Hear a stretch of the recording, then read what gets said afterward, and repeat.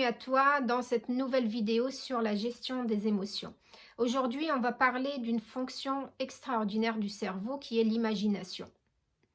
Le cerveau ne va pas faire la différence entre une situation qui est vécue dans l'imaginaire et dans la vie réelle. Si je te demande de fermer les yeux et de penser à une situation un petit peu désagréable, pas beaucoup. Donc, quand tu fais ça, en fait, tu vas tirer les émotions qui étaient ressenties à ce moment. Si tu étais énervé, tu vas te ressentir énervé. Dans l'autre sens, je vais te demander de fermer les yeux et de penser à quelque chose, à une situation qui est très agréable, qui était très agréable, pardon. Je vais te demander de voir autour de toi, est-ce qu'il y avait des gens, est-ce qu'il y a des sons, comment tu te sens.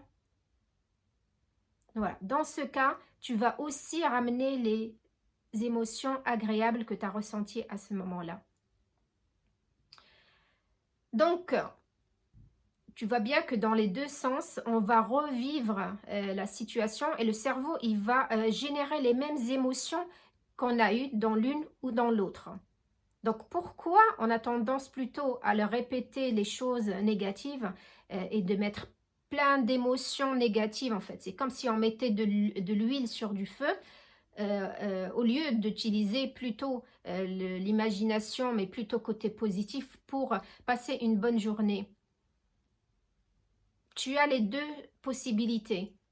Tu choisis laquelle? Oui, on est bien d'accord. Donc, c'est plutôt la chose agréable que tu vas choisir, bien sûr. Et pour cela, je te demanderai de multiplier ces instants que tu as vécu des choses agréables. Hein. Ça peut être très, très, très simple. Hein. Il n'y a pas besoin de vivre des choses extraordinaires si on sort dans la nature, qu'on marche, qu'on va avec des personnes qu'on aime. Et en fait, quand tu es dans cette situation, d'être vraiment, vraiment dans le moment présent. D'utiliser tes sens, mais à pleine puissance, de sentir la température, d'utiliser l'odorat pour sentir qu'est-ce qu'il y a autour de toi, d'amplifier le son pour écouter, peut-être si tu es dans la nature, les chants des oiseaux, de voir les couleurs, vraiment de t'imprégner au maximum de cette situation pour la réutiliser a posteriori, à un moment où tu te sens moins bien, de te remettre dans cette situation agréable et de tirer ces émotions positives à toi. Et de construire une bibliothèque de situations positives et de les multiplier.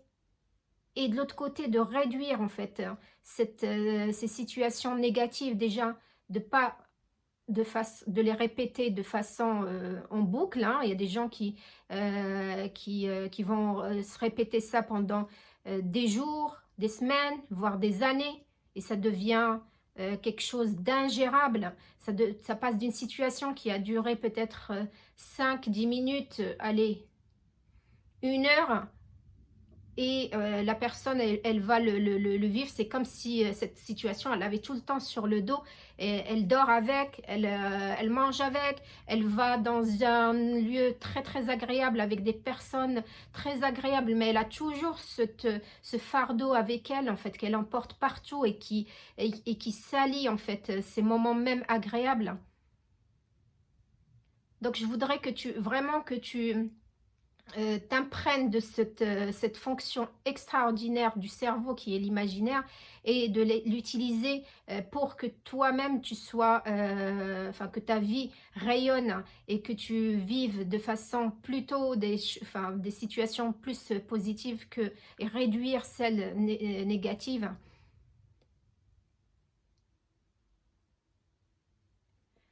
C'est ce que je voulais partager avec toi. Si tu as des choses encore que tu voudrais qu'on traite, je te demanderai de les mettre en commentaire et j'y répondrai avec grand plaisir. Bonne journée à toi.